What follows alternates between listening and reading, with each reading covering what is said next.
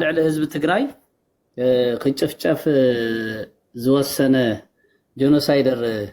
ኢትዮጵያዊ ንምራይ ዝኣክል ያው ዝሕዚ ሓጅታት ኣለው መከላከያ ኣለው ማለት ኢትዮጵያውያን ህዝብ ትግራይ ንክጭፍጨፍ ሳፖርት ዝገበሩ ቀንዲ ናይ ጽንተት ህዝብ ትግራይ ማስተርማይንድ ካብዚ ኣቶም ይጅምር ሕጽር ብዝበለ ንምርዳ ማለት ተሓታትነት ኮይኑ ትንጹር ዘረባ ተሓታትነት ካብዚ ይጅምር መን ዓዲምካ ሃገር መን ፀዊዕኻ والقسم من صويعها تግራዋይ ተይተረፈ ተሳተፈሉ ብደፎ ኤርትራ خالي مو تግራዋይ ተይተረፈስ ተሳተፈሉ ይብዝ ጽንተት እዚ ስማዓዮ ሓጅታት ተሳትፈሙሉ ጳጳሳት ተሳትፈሙሉ ጽንተት ትግራይ ጳጳሳት ተይተረፉ ትግራዋይ ምክቀበረለው ወይለው ከዚህ በፊት እንዳልኩት ከሶስቱ ነገሮች ስናጠፋው ብቻ ነው አንድ በአካል እንዳይኖር እንደመዋቅር እንደተቋም ስለዚህ ወያነ ዝባሃልስ በተቋም በተፈጥሮ በስር ንምስሉን ከይነብር ካብዚ ንዓቀብ ተዛረበለዲ መን ካብዚ ንዓቀብ ተዛረበም ጻይስቲ እዚህ የሚያቋቁም በመዋቅር የሚዘረጋ ሰዎች የሚያሰባስብ እንደ ተቋም መሆን የለበት ሁለት እንዳስተሳሰብ ስለዚህ ካብዚ ንዓቀብ ተዛረበለ ካብዚ ንዓቀብ የሚያስተውሱ ማስተዋሻዎች በሙሉ እንዳይኖሩ ምድረገ يا الله زي أبدي أزل هني بعد بدل له هاو نعقب نعم كابزي نعقب سلطان حيزو زتزارب إثيوبياوي يلن أب تحتي يزركب سلازي سمر قعنان عند رسع እንደው ዝም ብለን ይሄንን ስም እያሽመረመርን ይዘን የምንቀጥልበትን ሁኔታ የሚፈቅድም ስላልሆነ ማለት ምናልባት ወደ 4-5 ክልልነትና በዞን ካብዚ ንዓቀብ ሕጽር በዝበለ ንክትርድዎዮም ኣብዚ እንሄ መጨረሻ ተዛረበ ሃኒባል ጽቡቅ ገርኩ መስታ በዋይዞ ትኩረት ይደልሞ ሰውዚ ብዙሕ ትኩረት አይታቡ መደብደብ ያለበት ፕራሚዮች ሌላ ቦታ አይደለም አንዱ ትግራይ ናቸው بس عندهم عم صحفته እንደውም ማኒት ሎማት መጻይተ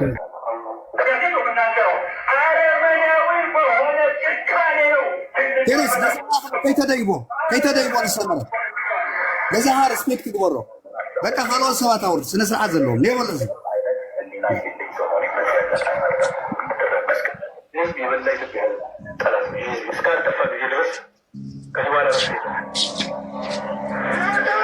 ካብዝና ዓቀብሲ ተዛረበለዲ ካብዝና ዓቀብስ መን ይተዛረበ ካብዝና ዓቀብ በአካል ይሁን በተግባር ይሁን በቀጥታ ይሁን በተዘዋዋሪ ይሁን ካብዝና ዓቀብ ጽንተት ንትግራዋይ መንነት ክነብር የውልን ዝበለስ መን እዩ ናብ ተሓታትነት ተኣቲና ማለት እዩ ናብ ጀስቲስ ተኣቲናስ ካብዝና ዓቀብ ዝሕተትስ መን እዩ ምዚኳ ሰላም ፈጢርና ማለት እዩ ግዜ ተጸቢና ሓንሽሾም መውልቀ ሰባት ንኸብዶም ንመስተዮም ኩሉ ጥቅም ህዝብ ትግራይ ሕሊፎም ይሆም ደውና ለካ እንታይ ብል መሲልካ ተጋሩ ደቅ ብርሃም አይኮኑን ደቅ አዳምን ይዋን አላ ክነውሒ ኢለ ይገርመኒ ናቱ ኻ በጣም ይዝገርመኒ ማለት እዩ ናይ ድሬዳዋ ከንቲባ ዋውዝ ኮን ይሄ ንሱ እኮ ቅሪበልካ ነይረ ረኸያ እንበር የሰው ፍጥረት አኔ ይገርመኒ ናቱ ኻስሞ የሰው ፍጥረት አይደሉም ይብል ስለዚህ ታየ እኮዩ አርቲስት የተረፍኒ ሃይለኒ ይሄ ሁሉ የተሳትፈው ማለት ካብ ደቂቅ እስከ ረቂቅ ማለት ካብ ልሂቅ ክሳብ ገባር ይተሳትፉሉ ጽንተት ህዝብ ትግራይ ሶ አነ መጀመሪያ ዝሐትት ወላድየ ኢትዮጵያው ተባሂለ ይዝቅመጥ ነበር ኣብዛ ሃገር ኣብዛ ሓደም እዚያ በኢትዮጵያውነቴ ብጽፍረይ ብፍልጠተይ ብጉልበተይ ቴንፎር ሃወር ሰገልግለ ያን ዛ ሓደም ሃገር ብሰንኪ ሕዋሓት ኢለኻን ሕዋሓት ከይወቅስ ቅድሚ ሕዋሓቱ ዝነበረ ታሪኻት ጽንተት ህዝብ ትግራይ ይሕብር نيشتي ملخت ግን እስከ ኣብ መንገድኻ حساب ዝመፀኒ ነገር ኣሎ ኩላትኩም ቶም ናይ ጽምዶ ኣባላት ኩላትኩም ኣብ ጽምዶ ዘለኹም ዋላ ቴሮስ ዋላ ኣነ ኩላትና ንሕዋሓት ምስ ሰሪ ዝበሃል ኣሎ ናይ ሕዋሓት ኣርማ ንግበር ኩላትና ብሙሉ ኣብ ሶሻል ሚዲያ ነዚ ከማን ስርሕሉ ኩላትኩም ተዘክሊ ስለዚህ ኣነ ክገብራይ ጥቡቅ ሓሳብ እዩ ተመተሓሳሰብ ተቀበልዎ ምክንያቱም እግሪ መንገዱ በኣኽ ጅምር በታ ዝበለ ውድ ሕዋሓት ዝቃወም ሰብ ክህሊ ይኽእል እዩ ውድ ሕዋሓት ምርጫ ቦርድ ኣይኮነን ኣጽዲቕዎ ክምዝገብ ከሎስ ማለት ምርጫ ቦርድ ዘጽድቆ ሕዋሓት ንባዕሉ ነቲ ምርጫ ቦርድ ሕዋሓት የጣይሽዎ ነዘን ኩለን ነዘ ኩላ ኢትዮጵያ ትበሃል ዝሰርሐ ሕዋሓት እዩ ኢትዮጵያ እንዳጓሓት ዝነበረ ነዘን ኩለን ፓርቲታት ዝመስረተ ሕዋሓት እዩ ተረዲን ናው የኻት ሕዚ ናብ ናብ ጆኖሳይድ ተኸድካ ናብ ተሓታትነት ተኸድካ ምስ ግደፎሞ ተዓዲሙን ተፀዊዕን ተጋቢዝን ዝመፀሞ ነጊርና እዩ ማለት ብዛዕባ መንግስቲ ኤርትራውን ብዛዕባ ሰራዊት ኤርትራውን ስለዚ ንሕና ንሓትት ንኣብይ ኣሕመድ እዩ ኣብይ ኣሕመድ ተሳትፎ ዝገበረሉ ዓድታት ብምሎም ንሱ ጎቲቱ ዘምፆም ንሱ ቀዳማይ ተኸሳሲ ተሓታቲ ናይቲ ፋይል ናይቲ ክሲ አንደኛ እዚ ጆኖሳይደር እዚ ክወርድ ክእለ እዩ ዝግባእ ምስራቅ ኣፍሪካ ሰላም ክረክብ ኢትዮጵያውን ሰላም ክትረክብ ተጋሩን ሰላም ክረክብ ተኮይና እዚ ጆኖሳይደር እዚ ሒዝና ክመርሕና ይኽእልን እምበር ተጋሩ ኮይኖም ንዕኡ ዘንበልብሉ ተሳተፉ ከለው እዮም ንኣብነት ኣምባሳደር ሙዑዝ ታይ ለማኺሩ በጣም እስማማለሁ ትግራይ ለሶስት መከፈል አለባት ምናምን ብለው ነበርና እርሱ በዚህ ሀሳብ ይስማማሉ እንደ ጥያቄን ከዚህ ብጀምር በጣም እስማማለሁ በጣም ነው መስማማው ትግራይ ለሁለት ነበርኩ ያልኳት በኋላ ለሶስት እዚህ የመጡ ወይ ደግሞ ሌላ ሚዲያ የሚሄዱ የትግራይ ተወላጆች ሚዲያ ላይ የሚኖሩ ሰዎች የሚያራግቡት ስምዑ ኣብ ሚዲያ እንታይ ክራገብ ከምተ ነገረ ማለት ስምዑ ደለኹም እንታይ ይወረለ ሚዲያ ድማ ስምዑ ኣብ ሚዲያ هو ده امباسادر معز قوري هوت يبال አዲስ አበባ ይነብር እንደም በቀፋ زي سلطانو يتخبو خفله مزي حدا نايدر بوتر امباسادر يصوعل زله عالمي اما سموهم غير ما ينصوعن اذا حدا باندا ايو نحن حزي تايدي مسلكي تصوعل ايثيوبيا تصوعل زله سلطان امباسادر معز قوري هوت توهيل يزعدم زله ميديا مالتي ስለዚህ እንተውዝ ዘሎ ዘይፈልጥ ሰብ ትክክለኛ ሓበሬታ ንክንገሮ ስለዝግባእ እቲ ድርጊቱ ነቃልዓዮ ኣብ ማህበራዊ ሚድያ ተዋፈሩ ተጋሩ ኣለው ኣብ ሰለስተ ትግራይ ንኽትምቀል ክሰርሑ ይብሉ ኣለው ብፍላይ በዓል ዓንዶ መውዘድ ዳምፁ በዓል ቶሬ ሰዳምፁ ሰብ ብስምዒት ብትውልዲ ብተፈላለየ መንገዲ ናይ ኢትዮጵያ ፍቅሪ ዘለዎም ኣብ ኢትዮጵያ ብሎኬት ዘለዎም ኣብ ኢትዮጵያ ቁርጢ ዝሓልም ኣብ ኢትዮጵያ ስጋ ዝሓልም ኣብ ኢትዮጵያ ክዳን ዝሓልም ንትግራይ ኣጥፊኡ مساعتهم كم زشرح زتوافر القند مخنيات الدامس وزيف تورار ساعات زوج بلاني إننا اليوم أنا منقله أني أجامي ولا تولعلو ندرتها تنبين نبري الكت لهولت نبري كفلكت أهون دمو أشاشي أني بتشاسيون حزب ميلو تنبين ترى لغة حزب يميلو زلوا يا كفلهم سوري يعني شيء حساب كمو تحر أبدأ متسخ أزي وإذا ويد خنا سب كله فلتاني عجز له علامة عجز له جزيرة زارب زين أجيتها شو سبورة زنو ني حساب زارب إنه بس سبورة زنو أبي كاب جبن ناس أنا موسى تجبن نعون مبلغ سر حلو لو جيتها شو نقاطي تذكرين أنا ألف زي أوريدي سمعوا አይተረደ ከዝሮ ዝሮ ደሓነ ዝከብለልኩም ዓቅሊ የድ ኣብ ማህበራዊ ሚድያ ብመሰረቱ ማህበራዊ ሚድያ ትርጉሙ ብደንብ ክንፈልጠለና ብፍላይ ኤርትራውያን ማህበራዊ ሚድያ አዌርነስ ምፍራጥ ንሕብረተሰብ ምንቅቃሕ እዩ ንሕብረተሰብ ትክክል ተዘይንቂሕካ ትክክል ሓበሬታ ተዘይሕልፍካ መርዚ ነዚሕኻ ማለት እዩ ንምንታይ ደው ዚ ፀለመ ጠቀነ ከባቢያውነት ዝለዓል ዘሎ እቲ ዝነዝሕ ዘሎ ሓይሊ እዩ ኣብ ማህበራዊ ሚድያ ስማዕ እንዶ ዋይ ኣብ እንዳክሽና ኮይና ሕቶ ትግራይ ዳ ክትምለስ ይመስለካ ነው ዝመፅን ترف الزارة والكسبات نمتى مسلكا نبعلاون بديمقراطية ومنجد وتي أب ترجع تزارة وزي تقل سب نهزب تقرأ وكيلة تزارة عقب مسلا زلوا يكون انتايدا حدا أكل نايت مرز منزح زت سماري أكلاتيهم سلازن إحنا نزيخ نمكتون يقدني هو ناتو حدا أكل كسر حدا جيتها تشوردات مال حزي نام انتاي تغيروا كاب تداري كاب تقالا سايس ناو تلا أخ تغيروا مالت هو توزيد إحنا لدرجة يزركب ساعة السبزي سلازي سبزي وديو تنقيقو خم قراتيت بتحتنا العلو خنقفو قدني زي بالي زيلكا وصا زي انت زيلكا يلا خاني بهالله مخنيات سبزي خراي يخفلليو مكينا يخفلليو كودو خفلليو ناي قدن خودو خبل احلي في شي هو عايزلو نزي زامن نزي زو حاجه نزي تدناغرها قليل زي بهال والقسبلي مالتي اما خبراوي دي ازخونه سب كزارب كله خمس خما يموتيو أنا خبل تزكيلو ماني خاصة خبا وكيل كاتزار كتولو وقت كيلو علىكم كتولو ماني خصغي حزب تግራይስ በይናይ ማንዴት ይወኪልኪ በይናይ ማንዴት ይወኪልካ ትባሃለሎ ሚት ግበራ ማኒኻ ማን ይወኪልካ ክባሃለሎ አለበለዚያ ህዝብ ኤርትራን ህዝብ ትግራይን ሰላም ይፈጥሩ እንተ ተዋይልስ ታይዙ ሁሉ ዓበድበት دلاي فتح انت خوينكاس نحنا نقالو سو زنبرنا فتحي حزب إرتران حزب تግራይን سلام كركب ينيرو اوكي شعبي انت حديقك بقى تحقوس يزلك تايلكا تحقوس بوليتيكا تنحنا خوينكا تاعتو بارت خوينكا تقالس نحزبك فتح تركب بهاج طرح يتحس بهاج منقدي بهاج عدنا يمئتو طرح بوليتيكا يكون ديليتيو ديليتكا زخونه مصي بوليتيكا مسوعو تايتخون قلبت إلكا مودق يحسن سلازي ايديولوجي حس بارت خون تودب بارت خون كتودب ببهاجي اي تسكر بهاجتات بزح يزلنا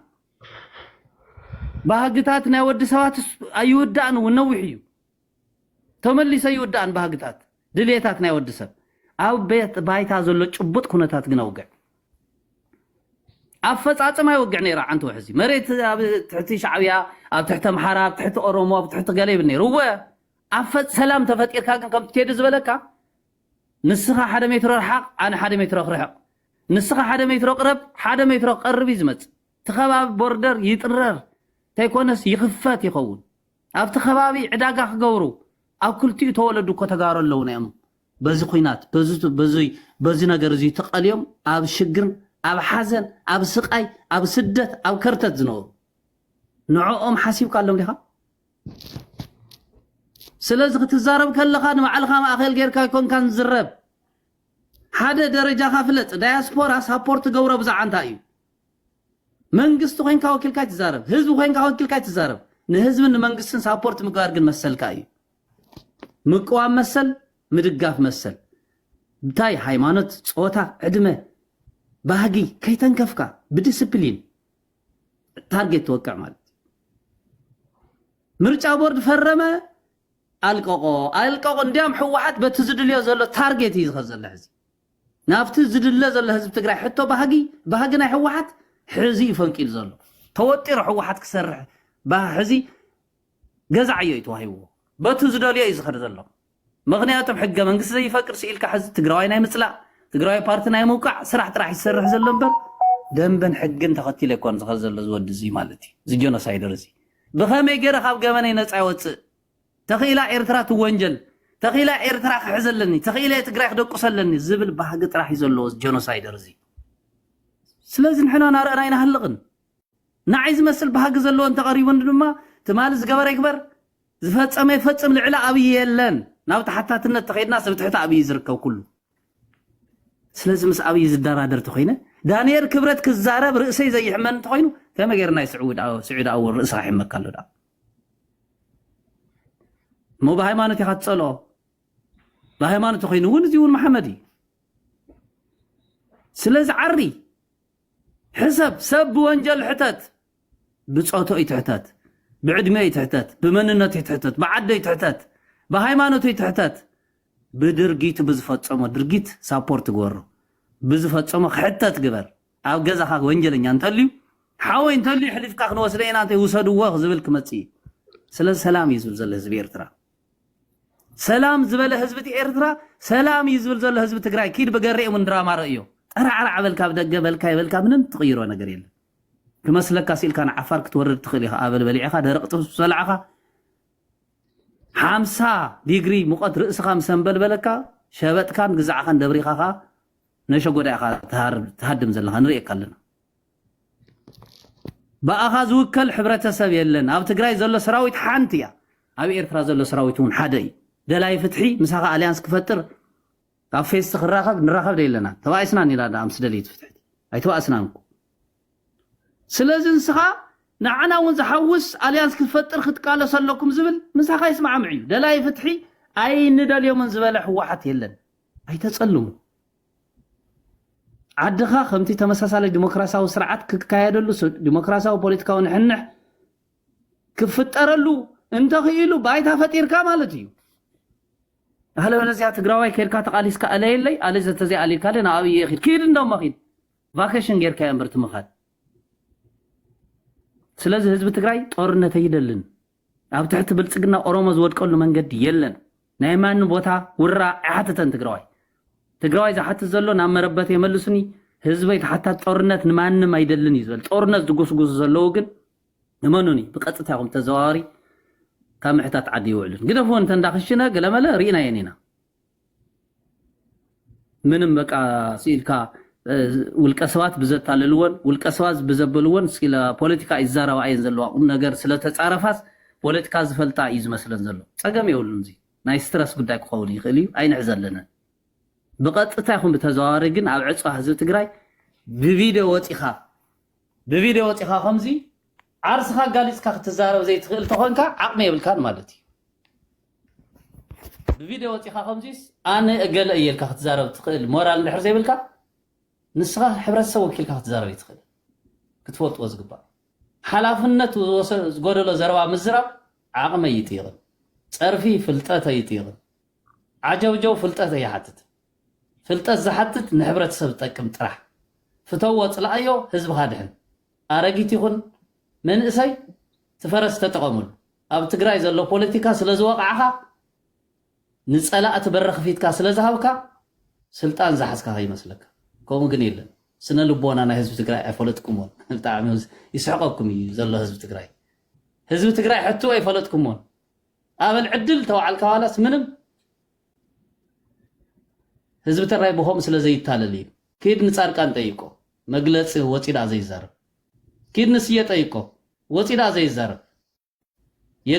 የጀብ ታይከይ ዝባል በመሐርኛ የቀንጅ የጅብ ሽኩል ቀንዲ ነክሳል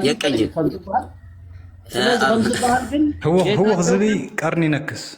هو ጽቦ ከምዝባል ግን هو ጌታቸው ግን በትስምዒት ከይዱ ወልፍታቱ ስምዒታቱ አህንዲድዎ ግን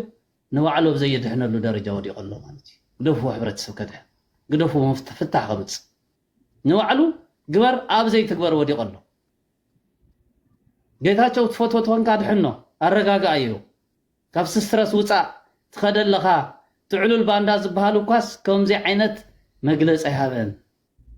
تاخا تخون زلخا يلكا دحنو تفوتو تخونكا اوز مصي خانه جيتاچو بروفايل غيركا بهزب تግራይ ስለዘቀለድካ ህዝብ ትግራይ ሲ አይፈለጥኩም ናይ ትግራይ ስለልቦና ስለዚህ ሰላም ጸልእ ናይ ጥዕና ጎደሎ ሰለው ሰቢ ሰላም ምስ ህዝቢ ኤርትራ እንተልካስ ኤርትራው ደገ ዘሎ ተፎቶ ተኾንካስ ተባይታ ዘሎ ያኻ ጸልኦ ማለት ይግርም ተብደገ ዘሎ እንድሕር ሙሱ አልያንስ ትፈጥር ሙሱ ሓዳር ትገብር ሙሱ ፍቅሪ ትምስርት ተኾንካስ ተዓዲ ዘሎ ኤርትራው ያኻ ጸልኦ ዘለኻ ትጽጉም ለዛው ንዑ ያኻ ጸልኦ ዘለኻ ማለት እዩ ስለዚህ ሰላም መፍጣር ሽርሕ ከይህልዎ አጉል ፌርማ ከይኾን ዝብሃል ዘሎ ጽምዶ ሕብረተሰብ ርክብ ከህልዎ ከዓቢ ናብ መንግስቲ ናብ ትካላዊ ሃይማኖታዊ ትካላት ናብ ሲቪል ማሕበራት ናብ ፓርቲታት ናብ ውድባት ናብ መንግስቲ ከዓቢ ግበር ሽርሕ ዘለዎ ወግድ ሳፖርት ግወሮ ሰላም ጸልእ ስብተልዮ ጥዕና ጎደለለካ ማለት እዩ ትርጉም ፓርቲ ኮንካ ናይ ፓርቲ ተወካሊ ኮንካ ዝውዳበ ይብልካ ሲልካ ደመጽኻ ጃሃር ይብቲክታብ يحفر كوي فانو كو قديفهم يقالو سلو هزي ስለዚህ ንሕናውን ምስናይ ሰሜን አካላት ግድን እዩ አልያንስ ክንፈጥር ፋኖ እንታይ ገይሩ ተይኮነ ዘገድሰንስ ሕዚ ፋኖ ዘለዎ ፀላኢ ናተይ ፀላኢ ስለዚህ ልዕሊ ጀኖሳይደር አብይ አሕመድ የለን ፋኖ ከሓቶ እንተኮይነ ኣብ ትሕቲ እዩ ኣብ ትሕቲ አብይ ዘሎ ስለዚህ ናይ ሓባር ፀላኢ ፖለቲካ ረብሓ እዩ ትፈልጡ ንቀፃሊ ፖለቲካ ህልኽ ኣይኮነን ፖለቲካ ረብሓ እዩ ፀላኢ ብክልተ መልክዕ ኢኻ ትማርኮ ሓደ ድፋዕ ሒዝካ ድፋዕ ስለ ዝሓዘ ካልኣይ ሓቂፍካ አልያንስ ፈጢርካ እውን ትማርካ ኢኻ ፀላኢ ምስ ዝኾነ ተጃፊዕካ ይኮንካ እንትስዕር ሓቂፍካ እውን ትስዕር ኢኻ ፖለቲካ ረብሓ እዩ ረብሕኡ ትግራይ ሕሊፉ ዘይህብ ግደፎ መምሲ ኤርትራ ሻዕብያ ትብል ኣለኻ ትጃሃር ግደፎም ሻዕብያ ትግራዋይ የለን ድዩ ትግራይ ዘጨፍጨፈ ንዓም ከዮም ተስሑ ህዝቢ ትግራይ ዘጨፍጨፈ ትግራዋይ የለን ስለዚህ ክትዛረቡ ከለኹም ሓላፍነት ዝጎደሎ ይትዛለቡ ህዝቢ ትግራይ ዕዘወኩም ኣሎ ኣብ ትግራይ ብምስለን የለን ባርነት ጽያፍ እዩ እዚ ከኣና ኩሉ ክነሽግሮ ኢና ኤርትራ ፀቢብዎ ናባይ ትፀጊዑ ኣነ እውን ፀቢበ ናይ ኤርትራ ትፀጊዐ አልያንስ ፈጢረ ማለት እዩ ፍታሕ ሰላም ኣምፅየ ማለት እዩ ስለዚህ ኢሳያስ ተምፅይዎ ሰላም ተንኮሊ ኣብዩ ተምፅይዎ ተቕበል ደላይ ፍትሕ ተምፅይዎ ሰላም ያበይሞ ሰላም ኣብዚ ዳ ተባይስካ ዲኻ ምሳይ ዝብድግ ስለዚህ ፓርቲ ኮይን ካብ ደገ ዘሎ አልያንስ ፈጠር ሕወሓት ገይሩ ከኣብይ እንተኮይኑ ካሊ ጉዳይ ንሕና ሰማዕናዮ ፎቶ መልዓል ኣብይ ንምሳይ ከምዚ ለ ከምዚ ክስንዶ ደልና ስፎት እዚ ቫኬሽን ቃልሲ ኣይኮነን ቃልስኻ እግሪ ክህልዎ ግበር ቃልሲ ብቁፅሪ ኣይኮነን ብፅሬት እዩ ዝልካዕ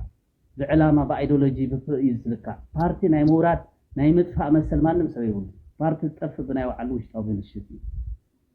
ፓርቲ ፕሮግራም ካሓዝ ተጀላ ባይቶና ይቃወሞም ይኣንም ግን ባይቶና ይጥፋእ ኢለ ይፍልጥ ንምንታይ ስለ ጥዕና ከመስክርዎ ታይ ዝረብ ዘሎ ፍለጡ ፈቲኻ ጠላቕኻ ህዝቢ ትግራይ ህዝቢ ኤርትራ ሰላም ተፈጠረ ሸዓያ ድማ ተዕጣፋይ اوكي ثانك يو كفالي